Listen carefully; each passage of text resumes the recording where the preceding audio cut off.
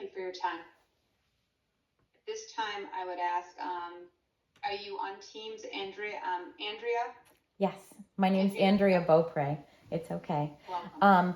I am a nurse at Cooley Dickinson Hospital, which is in Northampton, which is Western Mass, and I work night shift in the emergency department. I'm speaking in support of 1361, 2196, promoting patient safety and equitable access to care. And I want to tell you about moral injury. It can be defined as emotional or spiritual harm as a response to acting in or witnessing events that go against one's values and moral beliefs. Moral injury was first identified in veterans following traumatic experiences during war, and now it's being used to refer to the palpable ongoing trauma experienced by frontline caregivers like myself.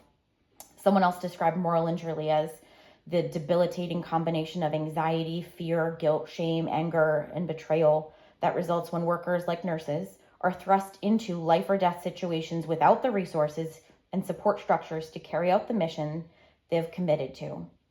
Think about that. The term we coined to refer to the atrocities of a war zone is now being applied to the nurses at your local hospital. I can give you an example of a moral injury that I've suffered in the last year.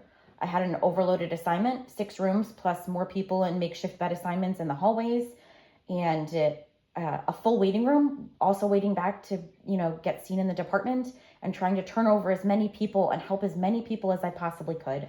But one of the patients in my assignment was dying and was on comfort care, and he was also alone. And so I was running back and forth through my shift, and I barely saw him. And when it was time to hand off to the next shift, who had better staffing and a chance to really care for the people depending on them, I very vulnerably begged in tears for the next nurse to do what I couldn't do for my patient. And I wanted them to take better care of him because I didn't have the time to do it, and he deserved better than what I was able to give him. And he couldn't speak up and ask for my help, so he got ignored the most. And I felt so much shame about the care that I didn't provide him. And that is not why I became a nurse. I felt like I failed him, but the truth really is that the system has failed him and me. And it will continue failing nurses and patients unless you take action and force hospitals to set and enforce a limit on the number of patients we're assigned. And it's not an isolated incident. Every nurse can tell you a story. And after too many shifts like this, I have to leave the ED because I can't keep feeling this way coming from work. And people cry coming to work because they know they're going to be faced with crappy decisions again. And when I leave, it'll leave my unit even more short-staffed. And so I beg you to take care of us. Someone has to put us back on the road to safe patient care because nurses will come back to the hospitals. So please approve the bill, save the nurses, and protect our patients because our working environment is their healing environment. Thank you.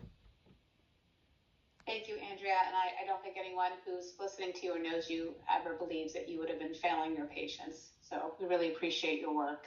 Thank you for being here. We are at this time, if you've signed up for this bill, just know that because we have